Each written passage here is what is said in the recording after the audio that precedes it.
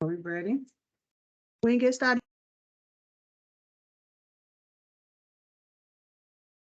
Good morning, everyone. I'm Michelle Howard, Director of the Small Business Programs Office.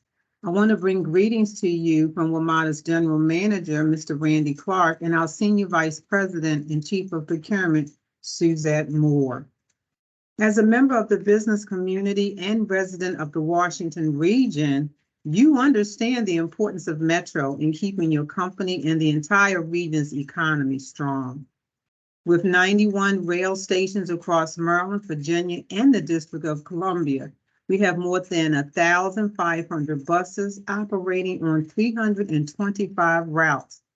So Metro provides critical public transportation for the region. But our most important impact is much broader.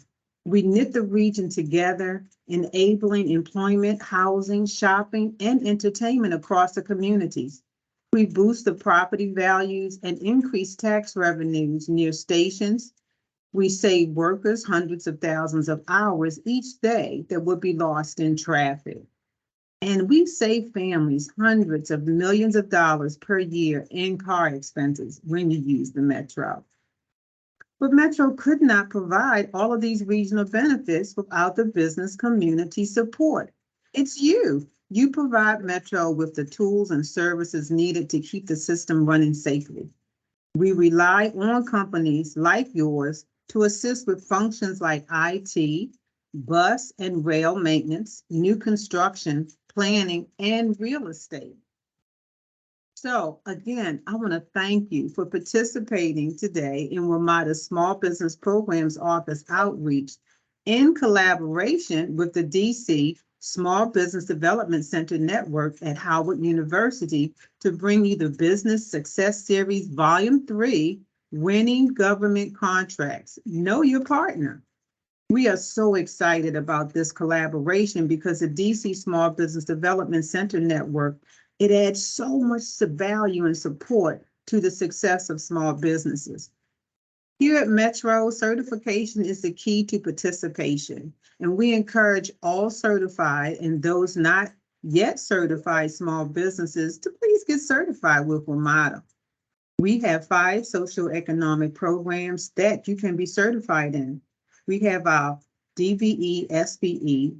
Those are our federal programs. And if you don't know, we have new local programs, MBE, Minority Business Enterprise. We have small business programs and micro business programs. And those are our non-federal local programs.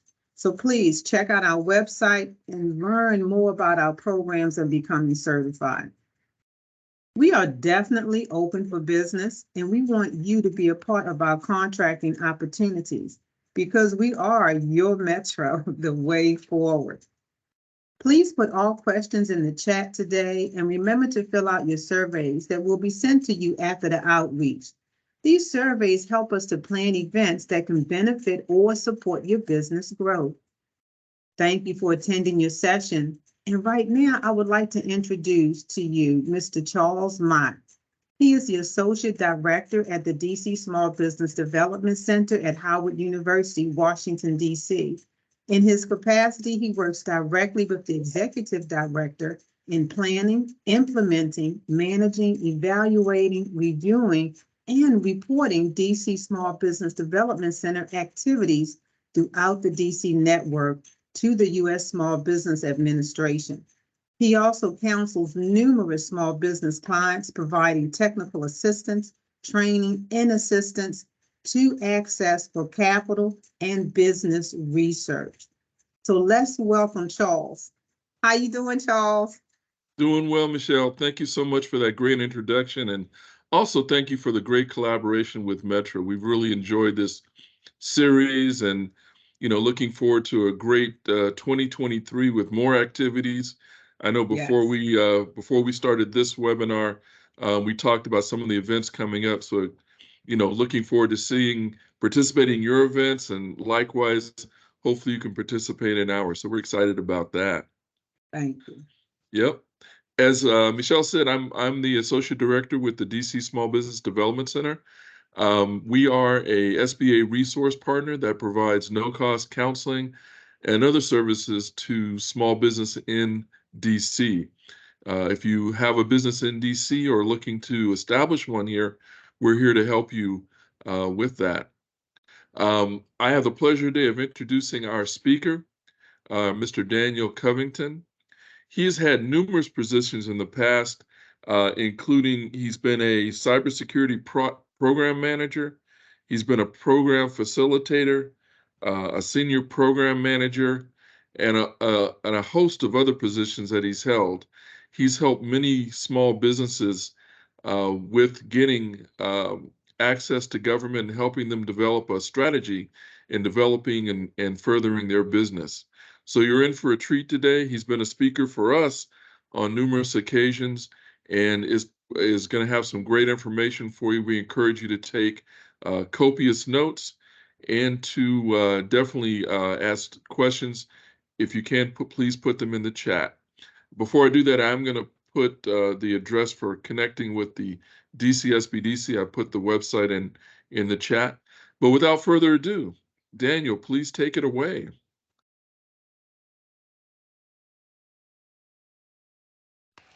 Well, hello. Good morning, everybody. I'm Daniel Covington. Let me go ahead and share my screen. I appreciate you all for coming out today. Charles, is everything on? Can everybody see me? Looks We great. can see you. Okay, great.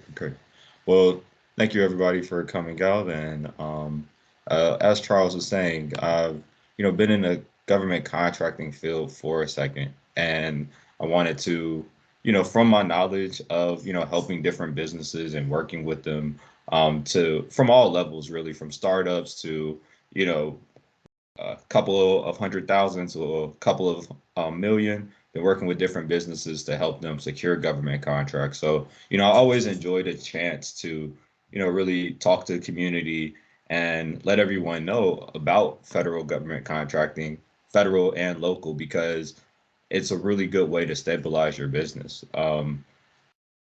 And can everyone see my screen? Is this PowerPoint being shared? Yes, it is. Okay, Yes. great. So a little bit just before I get started, just the background for me. I was born and raised in Chicago, Illinois.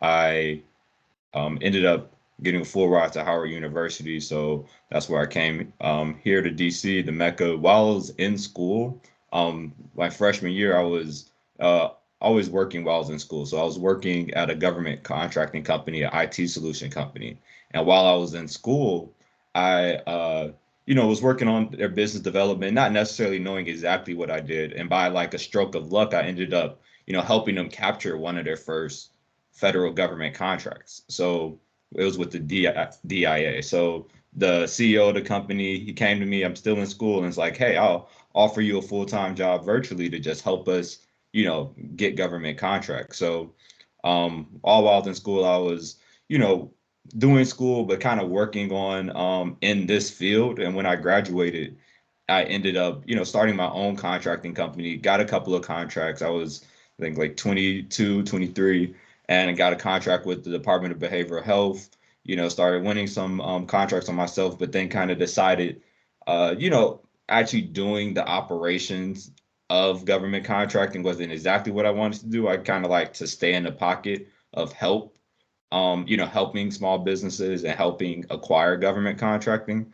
So since then, I started my own company, Top Notch Acquisitions, where we help organizations capture contracts, in a very efficient manner. So that's pretty much how I got my start, and what I've been doing over the past 10 years. So the biggest reason on why jumping into government contracting is, number one, it's increased stability, right? The US government is the biggest customer in the world, big gross domestic product. A lot of their money is spent on government or on contracting to outside resources. So when going a little bit back, when I first was started my business, I was just helping small businesses, saying, okay, how can we actually increase the stability? How can we, grow small businesses? So I was doing a host of things, right? My background in school was finance, and I've been in cybersecurity and things like that. So I was doing different methods to try to help small businesses. And what really came down to it was government contracting, right? The federal government's a huge customer. They can, as well as local government, right? They're not going to go bankrupt generally, right? Or else everybody's in trouble, right? The whole world's in trouble. But so when you get a contract, it's a very stable source of revenue. And usually that's what grows businesses humongously, right? If you look in the federal contracting space, you'll see, businesses started 10 years ago and now are $50 million, or, just from 99% of their revenue coming from the government. So it's a huge, huge, huge source of revenue, thus stability for businesses. So that's why I'm sure, this agency has put together this series, because it's a real strong, I feel like everyone in business should know if their service is relevant to the federal government and how to establish a revenue source with the federal government, because it's a huge, and I keep saying federal because I deal more with federal, but it's including local, state and local government as well, right? Any of these big organizations. So, and another reason why this is important just today specifically is because there's a new directive for increased small business spending with the federal government. So Biden had released the executive order, um, which kind of changed the landscape of federal government for the next 3 to 5 years. Basically, at one point, 28% of all government contracts went to small businesses, right? So if the government is releasing any type of opportunities, 28% of those dollars had to go to small businesses. So with the executive order, this increased it to 50%, right? 50% of all contracts have to go to small businesses. So over the next 3 to 5 years, to meet that goal, there will be a vast increase in new requirements, subcontracting requirements, just contracts going to small businesses. So, a lot of times it's about getting on the wave. And, like I said, the US government spends so much money that, people that are positioned to take advantage of small business contracting and government contracting are going to be in a real big position to win over the next 2, 3, 4, 5 years. So from what I've gathered from my experience with government contracting is it's not a real secret. Like, some people find it hard to get government contracts. Some people find it very confusing, but it's not really a secret. It's just a process, right? And just as if you're being hired for a job or going to an interview, it's all about, it's about applying, so submitting bids, but it's also about building trust and relationships as well, right? It's easier to get a job, right? If somebody refers you, or the person that's hiring has seen your name before and knows a little bit about you, right? It's kind of the same thing with government contracting. So a lot of the people who award contracts, right? Contracting officers, right? Which is their title, right? Sometimes in the contracting office, there are people called contracting specialists. These people connect or prepare the contracting officer to make a decision. The contracting officer is the person that actually signs on behalf of the government and actually is the decision maker for the government. So these people are employees, and their job is to make sure that contracts go well. So that being their job, they want to feel a little bit of trust sometimes when they actually award contracts, because if something goes wrong, it's they're not doing their job well. So generally, when I start off these presentations, I really want to shape the perspective of, it's about going after contracts, but also what's important is just as important as submitting bids and, targeting contracts is building relationships. Your network is your net worth, and that's definitely true in government contracting. Some people find government contracting hard, and I think the biggest reasons why people don't succeed, or some don't succeed, is one, you don't understand the process, right? Uh, you guys will not be one of those people after today, right? Because you're going to go see my presentation and also start doing research on your own, and you're really going to understand the process of government contracting. Two, maybe they don't understand their own company, or they have a bad strategy. How can you market to someone? How can you get a contract if you don't know how to present yourself in the best light, right? So understanding your company, understanding your pitch, understanding your value proposition is important. A big reason people are unorganized. There's a lot of different contracts out there. There's a lot of different agencies. Once you start marketing and networking and bidding and doing all of these things, it can turn into 100 moving parts, right? So it's important to be able to follow up, follow up, follow up, follow up. Keep track of something you submitted 2 months ago. Keep track of this conversation you had 2 months ago. Keep track of this contact at the networking event that you met 2, 3 months ago. Having an organized system is how you succeed, because it's really about persistence and continuing to push the relationships, your bids and everything forward.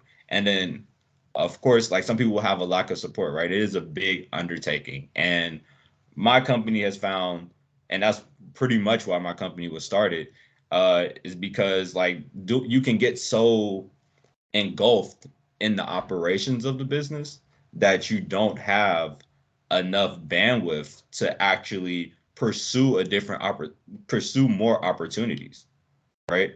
So if you're so a lot of times you need a team surrounding you. If you're at a smaller stage at your business, yeah, hire family, hire friends to help you, because sometimes they need a little less buy-in, right? And they'll buy in easier, right? Or if you're at a bigger stage at your company, or at a good stage where you can hire employees, definitely hire someone to help you with your business development aspects, because it can be a whole job in itself to go get work, but it's worth it because it's an investment in your business. So sometimes lack of support is a reason. And of course, all of these can make you inconsistent, right? It's like I said, it's about a process to be continually pushing the pendulum forward. All right, so that was my spiel on why some people don't succeed. But now I'll give you some tools to succeed, right? These are some of the different ways to go after government contracting. So there's several tools at your disposal. And generally, when I meet with a client, I'm analyzing their landscape, right? And saying, based on your position, these are the different tactics that I will recommend for you in trying to acquire government contracting. So I'm gonna go through each of them, and then in each, make sure you guys put questions in the chat box. We're gonna read all the questions at the end, right? And I'll try my best to answer them. But it's gonna be a lot of information coming at you. I taught a 4-part series, and with the DCSBDC, and we condensed it for this session into one webinar. So it's going to be a lot of information coming at you, but I'm going to try to give you the best overview of like tactics and ways to set yourself up to get government contracting, right? Okay, so the first way is directly infiltrating the agency, right? This could be local government, but it could also be federal government, right? And it depends on where you are as a company if this strategy is going to fit your needs. So as I was saying before, contracting office, right? There's several offices, and this is federal government. It applies to the local government to an extent. Different local governments have different rules. I am familiar with DC, so I'm going to try to incorporate little rules about DC as in the presentation as much as I can. But overall, the goal is to get to federal agencies as well. So I'm really speaking from that perspective because it's the most general, universal the universal body of government, right? So in general, the government agencies, they have several offices that are in charge of contracting or have something to do with contracting. So there's the small business office, right? These offices are dedicated to make sure the government reach those contracting goals. So how I said the 50% goal, or sometimes there's set asides where they need to award a certain amount to women-owned small businesses or things like that. This office is in charge of making sure that the government is doing business with small businesses. So generally, if you go on a website, like let's say you're wanting to do business in the Department of Health and Human Services, the National Institute of Health, right? You can go type in National Institute of Health, OSTABU, or Small Business Office. OSTABU is an acronym that's for Office of Small Disadvantaged Business Utilization. Um, you can type those in, contact this person, and try to ask them, how do we do business with your agency, right? And it's their job to help you.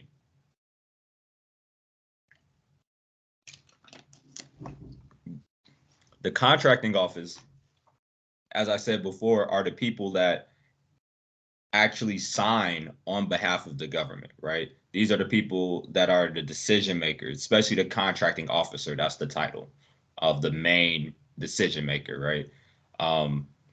These are the people that you contact when you have a specific opportunity in mind, right? There's usually a contracting officer over each opportunity. You contact them, send marketing information to them as well. And then the program office is the actual office that the opportunity is going to serve, right? So let's say there's a IT opportunity for the NIH, National Institute of Health.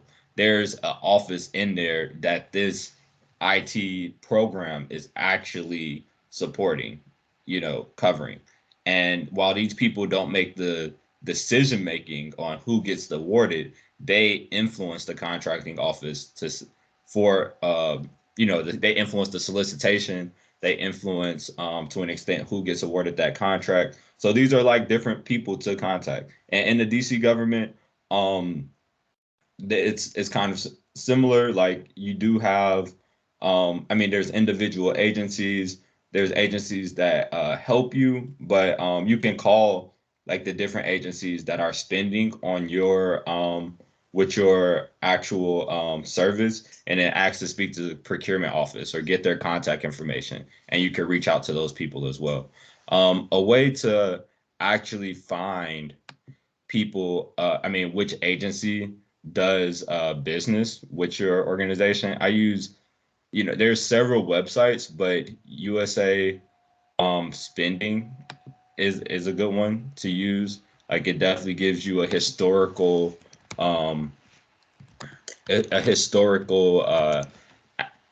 like charts of who is actually buying from the government. So I'll throw it up on the screen right here. USA Spending, like you can go to, it's usaspending.gov. You can go to award search, right? It shows you past history. Type in a couple of years, and then pretty much your NAIC codes. I know I'm going pretty fast, guys, but it's ladies and gentlemen, but it's I only have so much time. So let's say you're into computers and you need to know your NAICS code, right? That's the North American Industry Classification System code, basically what you're offering. And a quick Google search on like your type of product and say NAICS code will like allow you to find what NAICS code you are. So you will enter your NAICS code, submit search, and it'll gather all your data and basically show you which organizations actually are buying for your NAICS code. The system's going a little bit slow, so I'm gonna let it load as I as oh, here we go.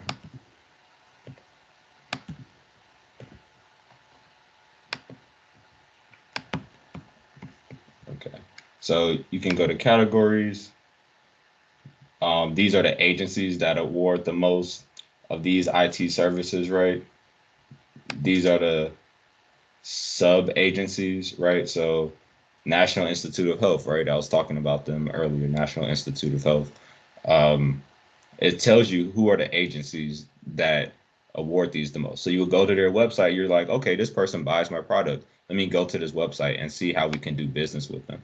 You'll also on their website see the forecast and which like lists upcoming opportunities. And DC government has a forecast as well, right? You go to the Office of Contract Procurement, go into their forecast and you can see which agencies are targeted to buy your product, right? Now, this is one tactic that we utilize. We generally see which agencies buy the product, look at their forecast, go reach out to them, seeing how we're going to do business with them. If we've worked in a place already, we'll target them more intensely because generally someone who's bought from you is more likely to buy from you again. And in the federal government is what I like to, it's the thing with your company I like to call a snowball effect. The more past performance you get, the easier it is to collect more and more contracts and grow and grow and grow. The hardest time is initially breaking into the federal government because like I said, the contracting officers, right? The people who make the decision, they're employees who want to keep their job. And if the more, just like if you're hiring for a position, the more things on a person's resume, the more trust you can have with this person to be able to accomplish the job. So the contracting officers want to see, oh, you've worked with our agency before. Oh, you've did this type of work before. The more information you can give them to be confident on that, the more likely you are to get a contract, right? And it's not nepotism or anything like that, right? Where it's like, oh, you've done business with us before, or you've had this experience with us before, so we're going to award you more contracts. It's more just you're more experienced, so you're going to be more like able to actually execute the work better or they can trust you to execute the work better, right? So a large part of your government contracting strategy is really to find ways to build these past performance to then get you in position for a larger contract. So a lot of times we start with subcontracting, which I'm going to talk about a little later, right? If you had absolutely no experience, right? No government experience, right? You start with subcontracting, which is getting a job under another company who has a contract with the government, right? Then let's say I had a subcontract with the NIH. Let's say like I don't know, DC SBDC, right? I had a contract directly with the federal government, the NIH, and I'm doing consulting work, contracting work under DC SBDC, serving the NIH. I could later go to the NIH saying, hey, I've worked with you guys in a certain capacity. And this allows me to have that snowball, slightly built and build that trust. They're like, okay, you kind of work with us. Maybe you could be trusted with a small contract, right? So you have to continually build the snowball. And then once you do get a contract with a place, you're trying to expand in that place. Proposal and market research submission. So SAM.gov, maybe you guys heard of it. That's the database where most 78% or something like that federal contracts are sent out through that database, right? They send out actual requests for proposals. Those are RFPs. Those are solicitations actually asking you to give a quote. But that is during the solicitation phase of the work, right? If you can catch a contract during the request for information period or sources sought, which is also called the planning period or market research period, you can, that is your opportunity to market to these individuals, the contracting office, to say, raise your hand and say, hey, we can actually perform this work. There's companies like us that can perform this work, get to know our company, right?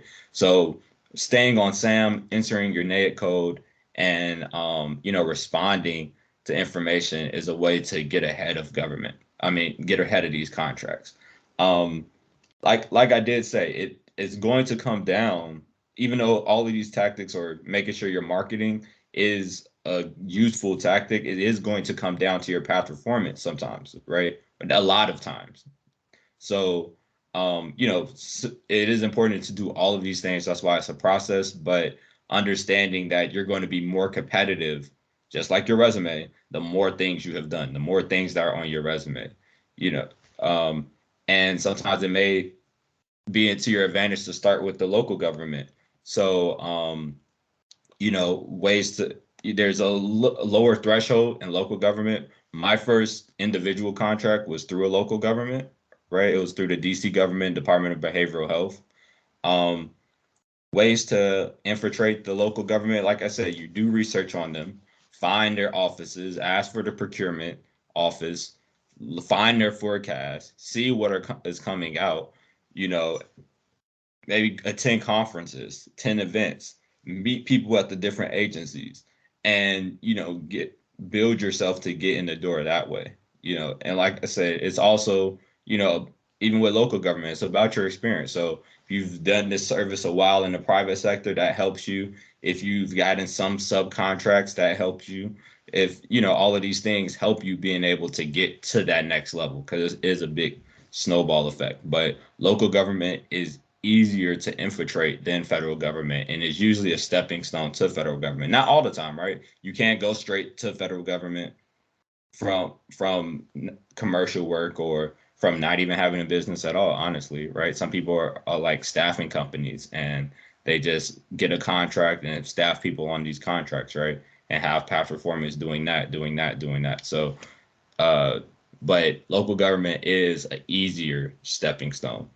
Ways to help you get more business, or caveats, um I say they are having these set aside. So women-owned small business is a big thing. Economically disadvantaged women-owned small business, uh hub zone, veteran-owned, you know disadvantaged business enterprise. So it's like minority or any type of other subgroup, sometimes gets you access to more opportunities. Sometimes they're set aside for these specific groups. 8A program, you see it on here. This is a federal program. Basically, it's um, a it's a injection really into your business. When you get in the 8A program, you're able to get sole source contracts. That means government can, if there's a contract under a certain value, like governments can give you this contract without bidding it out. Like these other processes that I was saying before, the contracting officer, even if they know who they want to award the contract, generally they have to bid out, which means put the solicitation on the street and have it be in an open market and fairly competitive, and fairly competed between other businesses. So unless there's like a justification for awarding it to one business, maybe like the contract is to expand on a system that, if it's an IT system that's proprietary and only this business knows how to expand on it because it's their system, then the government can sole source. But generally, they have to put it on the street for open and fair competition. The 8A program allows you to skip past that step, and allows the government to sole source you contracts under, I think right now it's about 5 million. It increases with inflation and things like that, but like a contract under $5 million. And also it gives you access to certain other opportunities. So it's a good program. I think your net worth just has to be under $1 million or $2 million. Don't quote me on the exact, but it's large enough that the vast majority of people qualify, as long as you're some type of disadvantage, so minority or women or something like that. allows you to qualify for it. But it's such, and you're only in the program for 9 years, and it's such a uh, stimulating program that even if you're in the program, someone like a lot of times like your child can't even get in a program if you've been in a program before, because it's going to stimulate so much revenue. Like some people go into the program, $1 million or less, and exit the program at $30 million a year, right? So it can be a crazy stimulus boost. And like even there's ways to utilize that program. A lot of times I have clients, and I'm giving a huge overview because I understand that there might be a wide net of participants here. So if you are, already in the government contracting business and you have an 8A certification, this is a good way to, utilize it. Because some people are in the 8A program, they're like, well, I thought I was going to be handed out contracts. No, it's just a caveat to help you get contracts. So don't be misled by thinking that it's an automatic, oh, you're just going to be getting calls all day. Hey, take this contract. No, it's about, it puts you in a certain game, but it's definitely something that you could take advantage of. So what we do a lot of times is we'll connect with people who are graduating an 8A program. Like I said, you can only be in the 8A program for a certain amount of time, and then you have to leave. When people are in that program and they have contracts that are going to be renewed in that program, they'll team with newer 8A vendors and give them the work and like split the work. So that's a lot of times I've had clients. It was one client I had, I think started with them in 2020. They're an 8A company. They had a couple of subcontracts. And then by the next year, we used this strategy to capture 4 contracts. And they're worth like $12 million together. So, it's a good strategy. And really that company right now, they have like 112 employees. So it's like been 3 years that I was their first, hire in 2020.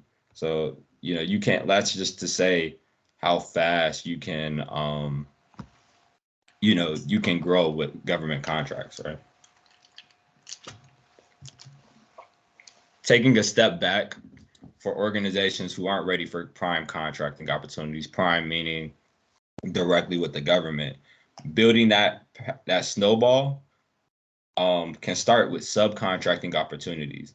Businesses are sometimes more receptive than the government agencies to working with you, especially at a smaller level, right?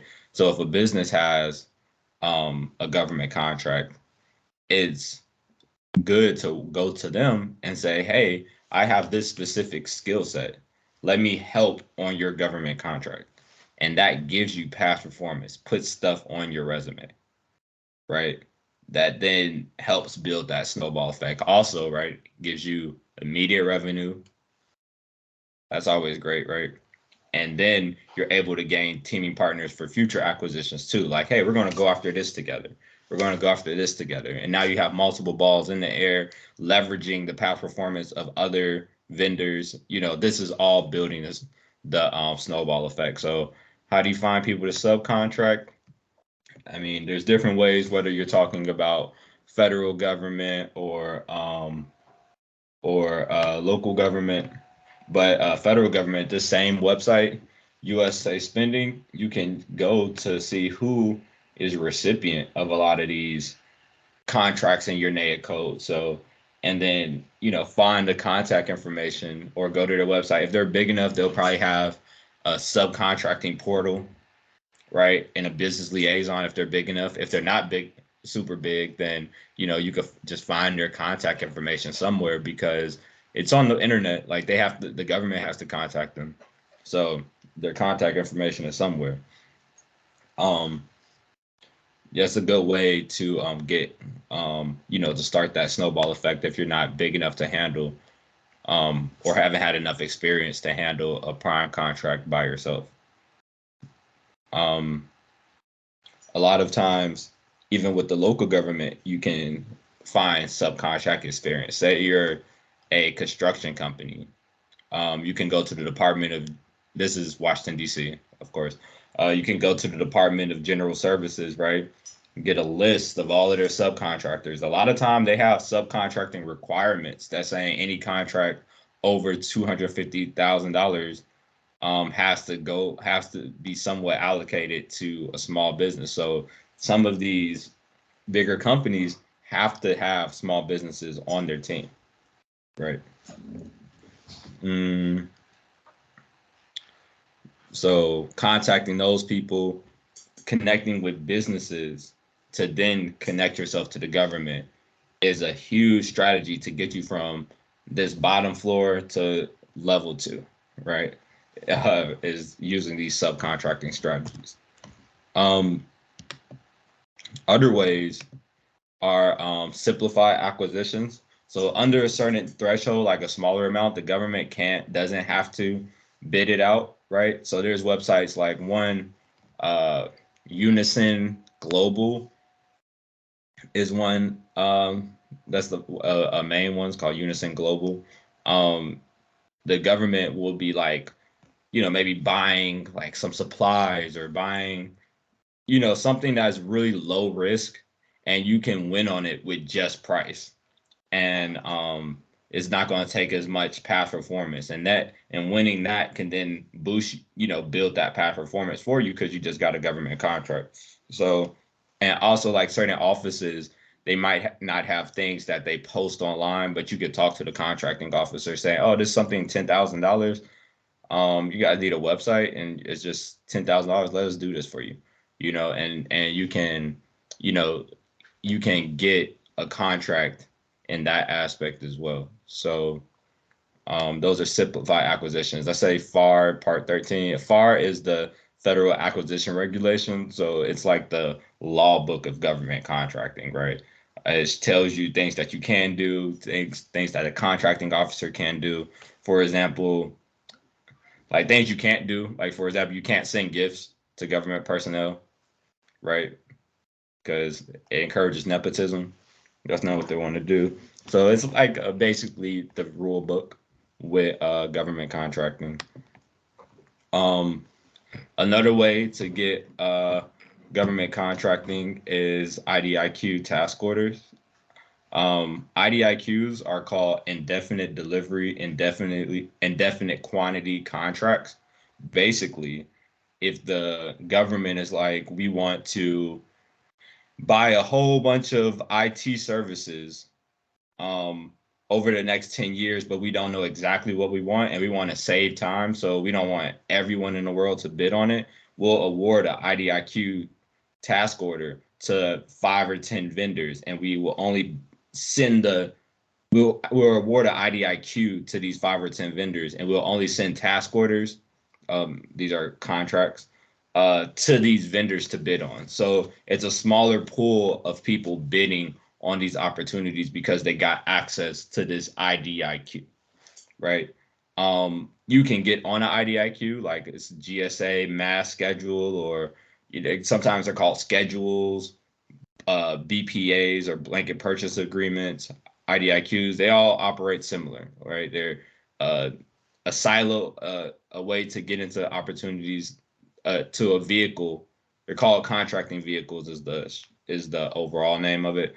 But they're a way that the government can do business with you rapidly and limit the competition. So you can apply for these schedules yourself. Just like 8A and things like that. Usually you have a local PTAC office, Procurement Technical Assistance Center, that can help you with some of these things. Applying to these things, and definitely utilize them. And I think DC SBDC helps with some of this stuff too. So definitely utilize these people to help you get on these things. But even if you don't want to get on them directly, you can use like a subcontracting approach with this as well. So so a lot of times we'll find awardees of all of these relevant IDIQs and contact them saying, hey, we're great at website development. I know your IDIQ it has some component of website development to it. Let us be on your team to help you bid on these task orders and service these task orders for website that include website development, right? So this allows you, right, to build that snowball. So you can connect with vendors with already awarded IDIQs and assist them.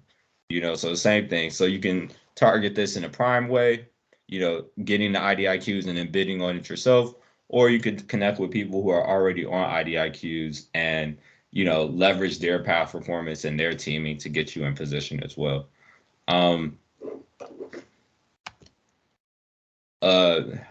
More ways to put yourself in position, of course, events, right? Network, network, network. That is, I can't stress that enough. Network, because you are going to connect with businesses, connect with individuals, build that rapport, and that's how you get opportunities. So it's good to go to these events. I know Charles was just telling me earlier about a lot of events coming up in DC, right? Research them. Go to these places, find teammates, find partners, find connections with government agencies, stand out. Don't just be a number. Don't just be a name that no one knows, right? Like actually go to events because you can expand your opportunities by actually connecting with people. So agencies have events, small business research sessions, there are conferences, like, especially if you're in the DMV area, man, you're in the mecca of where a lot of these events are held for government contracting. So, get out there, and especially now that things are opening up more, being in person, go network and get out there. Also finding mentors and partners, right? Mentors and people that are going to help you with this business, who's been there before. Sometimes when you connect to these top vendors, ask them for mentorship, right? Ask them questions. There's like a lot of different moving parts in government contracting, so you don't want to do it by yourself. And also sometimes you get into a thing called a mentor protege, especially in the 8A program. And then these mentors actually subcontract you some opportunities sometimes to help put you in the game. So, I mean, you never know where you can find, where you can get to if you have mentors. But focusing on mentorship, partnerships is a good way to, get ahead of the game. And there's a lot of research tools. I just showed you USA Spending, where you can find information on who's doing business and where they're doing business. FPDS is another one that's similar to that. SAM.gov, of course, I talked about that too. That's where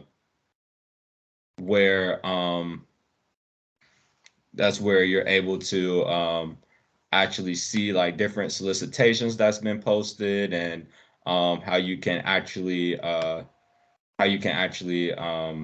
see requests for information and things like that, market to the government, and basically, that's a good way to stay on top of opportunities. Even if you can't do business directly with the government right now, it's still it's still good to be able to, check out opportunities. So say SAM.gov, there's paid sites. Like my company, we have access to a lot of different paid sites that we use, like GovTribe. That's how I get a lot of vendor information, awardee information, things like that. It's EasyGov, GovWin. I'm saying a lot because it's not like I'm endorsing any one of them. They all do different things differently. But there's a lot of, when you're getting more into the government program, I say do this. Maybe not if you're like a super startup, like you're in a super startup phase, but if you're, ready to really jump in and have some revenue coming, I always say lean startup. So don't waste money on things if, you can't afford it, or if it could be better allocated. But, some of these things like GovTribe is low cost. You can have a really low cost version. We have like a $40 a month version that you can use to get information. So that's good. Other ones are more expensive, so that's why I put GovTribe here. And, really just do research on this, federal agencies, local agencies, companies that are winning awards, and, build that snowball, really. And you can then win the jackpot. You can shoot 100 shots, 100, 200 shots. If you land one government contract, it'll be worth it, because then that builds you for the next one. And like I said, they're not going anywhere. When my clients, when the pandemic happened, all my clients made more money, honestly, right? Because even in times of stress, right, the government still spends still they spend more money generally, right? So no matter what you're doing, like this federal government is a way to stabilize your business. I will caveat that like my clients in transportation saw a decrease because like you couldn't go anywhere. But all my other clients definitely increased. So um I'm going to end the presentation so that we could take questions. Here's my email down here. Daniel C at topnotchacquisitions.com. You could reach out to me, with your questions and things like that. We're not currently taking any clients. We're kind of like overworked right now, honestly. Like we had such a, huge, our services produce so well that we kind of, maxed out on the amount of clients we take. But if you want to ask me a question, then, go ahead, send me an email. I'll try to get back to you.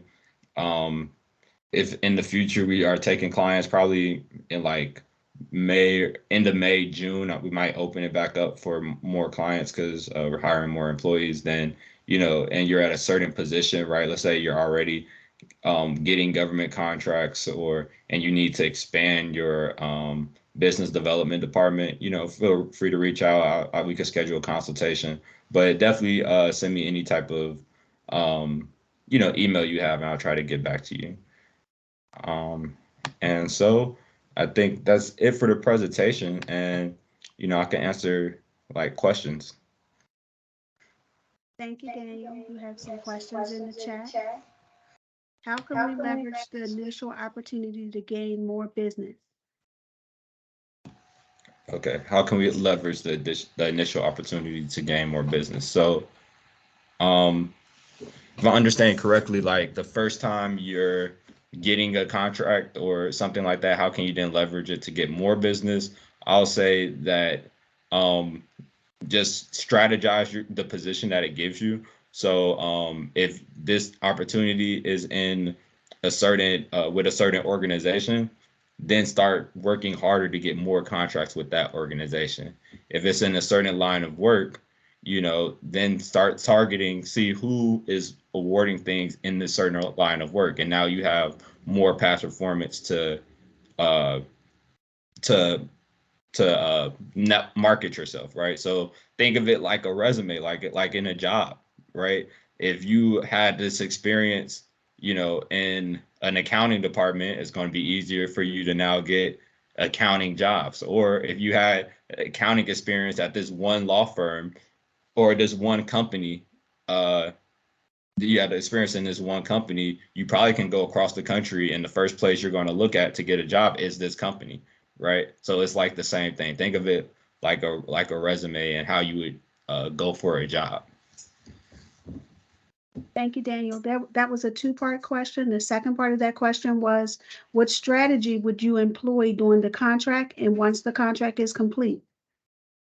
So in implementing the contract, I mean, yeah, that one kind of just depends on what contract you're doing. It's like it's such a broad area, but I mean, definitely have, you know, definitely, sometimes I'll tell you, be honest, like my first contract, it was a doozy. Like even though I was kind of in the field, it was just like I wasn't fully prepared. But it's just, you just do the best you can. Definitely have a plan. Definitely have a strong team. You want to get good CPARs or good performance ratings on the contract. So I'll say, definitely like try to take on what you can handle, and be really hands-on and trying to perform it well. Like sometimes sometimes you gonna have to, stay up late at night to tie in some corners because something went wrong, right?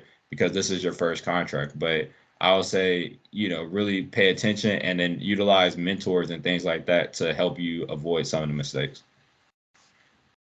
Thank you, Daniel. Next question. Daniel, can you share those sites that you get opportunities off of?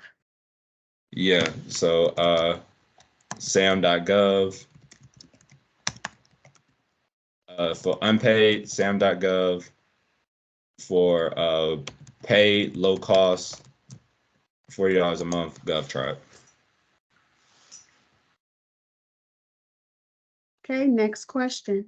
Hi, Daniel. Thank you so much for sharing this information.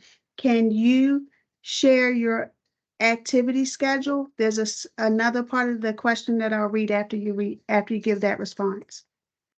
Activity schedule. I'm not understanding. It looks like it's a time management type of question, Daniel, because they're asking if you could share your activity schedule, how many calls do you make per day, how many meetings do you have per week, Okay. Your system of organizing your time. Okay, gotcha. Well, I'm a little different than most because I mean we take on a lot of clients. So I mean, probably have like 15 clients that we work with. So like my schedule is booked from 8 a.m. to 6 p.m. every day with meetings and stuff like that.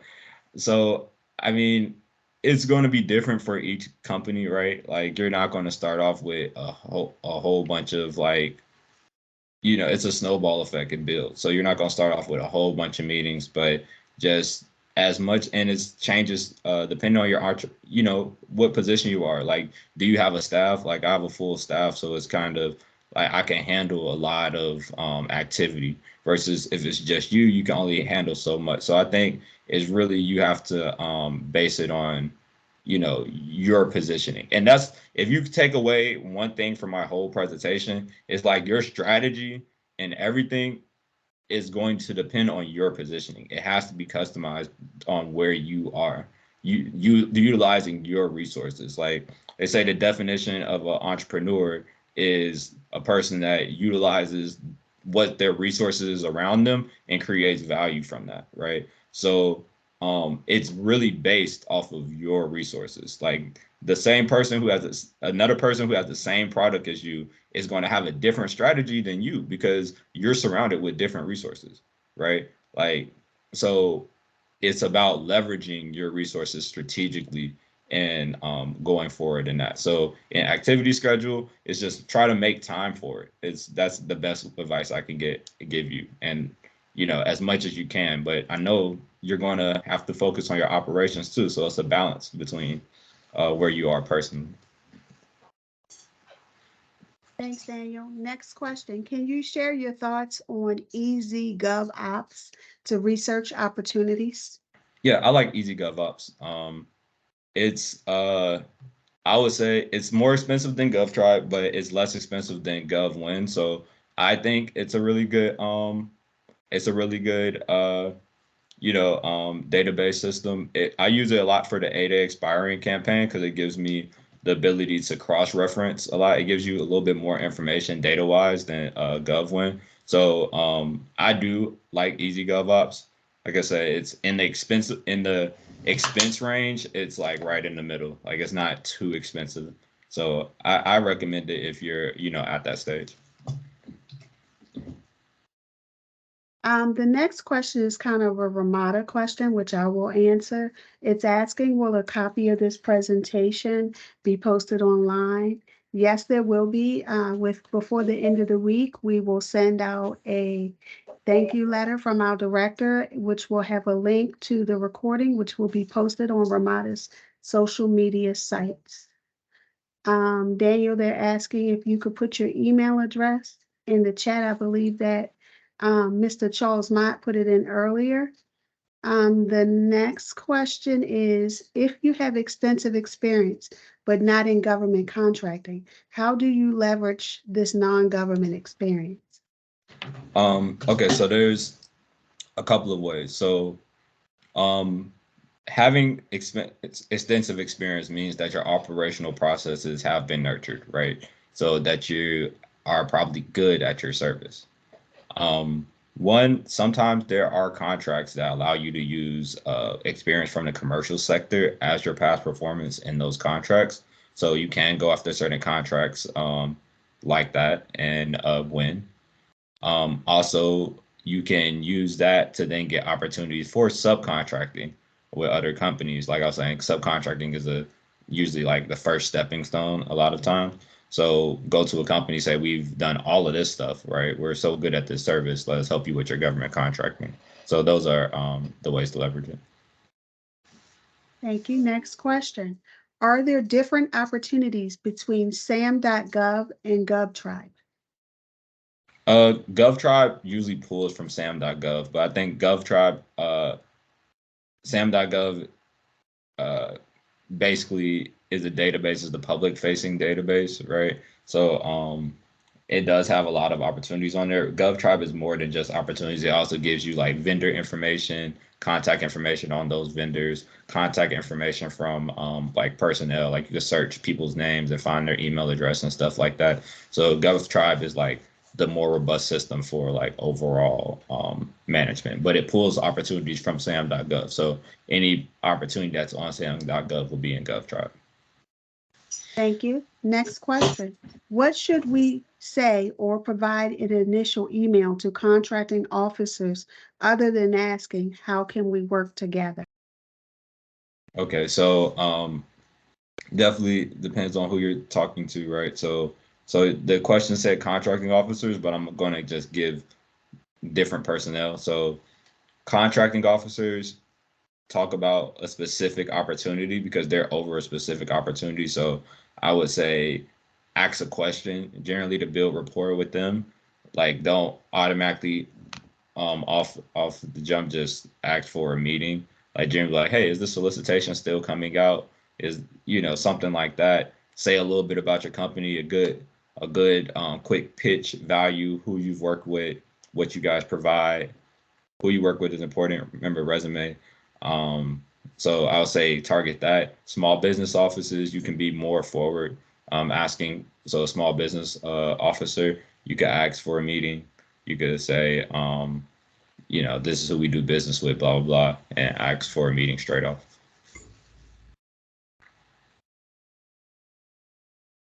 Next question.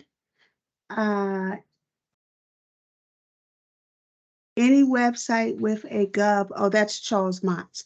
The next question, can you speak to how you better understand if you have the capacity to fulfill the project? For example, construction industry, understanding what capacity required to fulfill a job. So I mean, it will be industry by industry, but I would want to say a lot of times it's going to be hard to get a job that you are unqualified for because then the contracting officer isn't really doing their job. But when it happens, I mean, you probably can do things of similar size or just a little bit bigger. That's kind of like an individual conversation. I say start smaller, like so it's construction industry specific, right? Because that's a good one because you can get lower projects. I mean, if you're in the commercial side, right, and you've done projects, $1 million, things like that, you have a full staff, you have all your vendors and things like that, you can pretty much assess whether you can do a project of a similar scale on the government side. If you're just beginning, right, then you probably want to take smaller projects. So, I mean, it's just, assess your staff, assess what you've done in the past, assess your team, and then go after contracts of that level. But honestly, the contracting officer is going to analyze based on your past performance whether you can handle the contract or not, because they don't want it to fail. Thank you, Daniel. I don't see any more questions in the chat. Thank you for your presentation. Turning back over to our director, Michelle Howard. Okay, great. Thank you very much. Oh my God, Daniel. So let me tell you something. I got to get you back here. I hope you know that, with all of these questions and the information is so powerful. I mean, like, different levels of business can utilize the information that you summarized today. So let me tell you, I got to give you a larger platform because, people are going to want to hear all of this excellent information. Appreciate it. So just please work with us and we will get you back in again this year. And look, hopefully be able to book your entire series for next year. How's that? Because we definitely want to get this information in front of these businesses. So we, want to make sure that they're hearing all this stuff. So thank you so very much. No problem. It was my pleasure. Okay. So audience, I want to say thank you guys again for attending our Business Success Series, Volume 3, with Mr. Daniel Covington and Mr. Charles Mott, Winning Government Contracts, Knowing Your Partner. Again, thank you to Charles and his guest presenter, Daniel. Excellent, excellent presentation. I want to say thank you to our Small Business Programs Office Certification and Outreach team. You guys always knock it out the park. Thank you so much for all the hard work you do to coordinate and bring these awesome trainings and workshop things to the small business audience. I hope you were able to learn some important information to help your business grow, because Daniel definitely, he definitely put it out there this time. We look forward to seeing you at the next outreach in March. No, I'm sorry, in April. We have April 4th is our volume 4, The Price is Right, things to consider when pricing your products. So this is also in partnership with the DC Small Business Development Center at Howard University. So thank you so much. Remember, certification is the key to participation here at WMATA, and we do look forward to receiving your applications and submitting them. Please check out our website, learn some more about our programs. The opportunities are there. We just want to make sure we can get them to you as far as the information you need to either bid as a sub or as a prime contractor. And again, we look forward to seeing you guys in April. Take care and have a great rest of your day. Bye-bye.